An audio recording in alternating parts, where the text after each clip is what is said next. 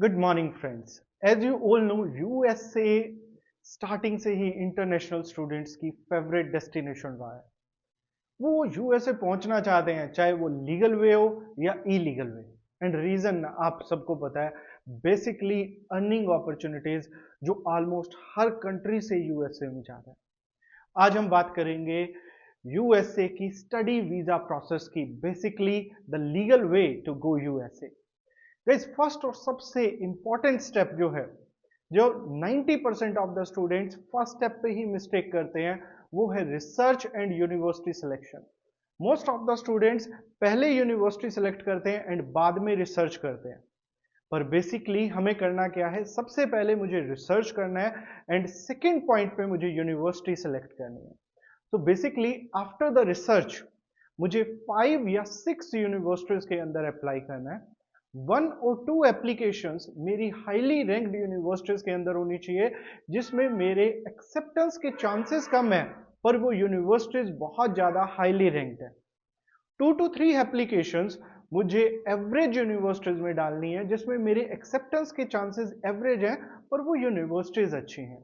और 1 या 2 मुझे एप्लीकेशंस ऐसी यूनिवर्सिटीज के अंदर डालनी है, बेसिकली जो यूनिवर्सिटीज में मेरे एक्सेप्टेंस के रेट बहुत ज्यादा है।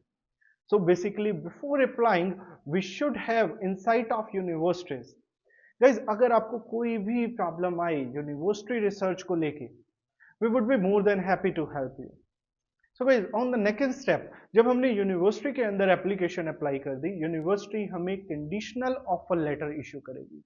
कंडीशनल ऑफर लेटर आने के बाद हमें यूनिवर्सिटी को अपने फाइनेंशियल स्टेट करने हैं। फाइनेंशियल्स के अंदर बेसिकली क्या चीजें आती हैं, बेसिकली 2 थिंग्स।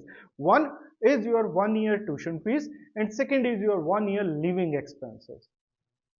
कुछ यूनिवर्सिटीज ऐसी हैं जो कि एप्लीकेशन के टाइम भी फाइनेंशियल्स को मांगती हैं।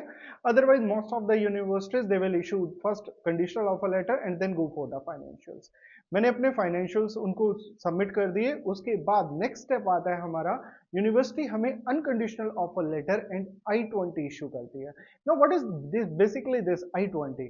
This I-20 is a multipurpose document, जिसे हम कंफर्मेशन ऑफ एलिजिबिलिटी भी बोलते हैं। ये क्या स्टेट करती है? ये 2 चीजों को स्टेट करती है। First is your admission and second, आपने अपनी फाइनेंशियल डिमांड जो है वो फुलफिल कर दी है। हमारी I-20 आ जाती है। नेक्स्ट स्टेप होता है कि हमें फिल करना है DS-160 फॉर्म। DS-160 फॉर्म एक बहुत इंपॉर्टेंट डॉक्यूमेंट है वीजा के अंदर। ये इतना इंपॉर्टेंट है कि 50% ऑफ द माइंड इंटरव्यूअर का सिर्फ इस फॉर्म को रीड करके प्रिपेयर हो जाता है। गाइस, इस फॉर्म के अंदर आपकी सारी एकेडमिक और फाइनेंशियल प्रोफाइल सबमिट होती है। After filling the DS-160 form, we need to schedule the interview, और उस इंटरव्यू की फीस है $185। इंटरव्यू की जो प्लेसेस है, कहाँ कहाँ हम इंटरव्यू अपने बुक कर सकते हैं, वो है चेन्नई, हैदराबाद, कोलकाता, मुंबई एंड न्यू दिल्ली। हमने अपना इंटरव्यू शेड्यूल किया। इंटरव्यू शेड्यूल करने के बाद नेक्स्ट स्टेप आता है हमारा सेविस फॉर्म फिल करना। Now what is this SEVIS? SEVIS is basically it is a way to check the details of each visitor that are coming to USA. Next step में मुझे सेविस की fees पे करनी होती है $350। और लास्टली, जो मेरा इंटरव्यू शेड्यूल हुआ है, मुझे उस प्लेस पे जाना है जहां मेरा इंटरव्यू शेड्यूल हुआ।